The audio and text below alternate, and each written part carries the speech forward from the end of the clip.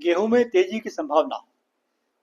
पिछले काफी समय से गेहूं के भाव एक सीमित दायरे में घूम रहे थे, लेकिन गुरुवार को खाद्य सचिव श्री संजीव चोपड़ा द्वारा यह घोषणा किए जाने के बाद कि देश में ओपन मार्केट सेल्स स्कीम में गेहूं की बिक्री करने की कोई आवश्यकता नहीं है, क्योंकि भाव ठीक चल रहे हैं।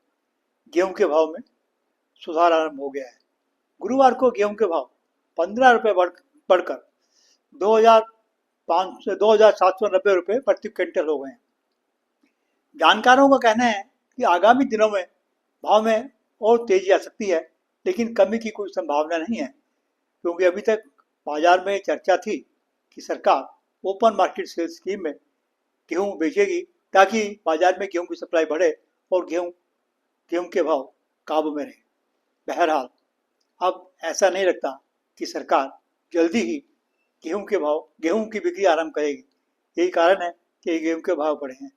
उल्लेखनीय है कि गेहूं के भाव को रोकने के लिए 2 वर्ष पूर्व यानी वित्त वर्ष 2023-24 में सरकार ने 100 लाख टन से अधिक गेहूं ओपन मार्केट सेल्स स्कीम में बेची थी। यही नहीं, गत वर्ष में सरकार ने 30 लाख टन गेहूं ओपन मार्केट सेल्स स्कीम में बेची थी। जहाँ तक सरकार के पास गेहूं के स्टॉक का प्रश्न है, गेहूं का स्टॉक सरकार के पास पर्याप्त मात्रा में 1 जुलाई को स्टॉक 358 लाख टन का था, 359 लाख टन का था, जो अपने आप में पर्याप्त है और सरकार के जो मानदंड है उनसे अधिक है। गेहूं के स्टॉक में वृद्धि का प्रमुख कारण इस वर्ष गेहूं की सरकारी खरीद 300 लाख टन होना है। उल्लेखनीय है कि गत वर्ष खरीद 266 लाख टन पर ही सिमट गई थी।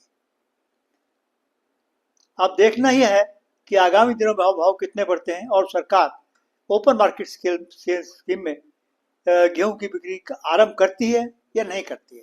धन्यवाद।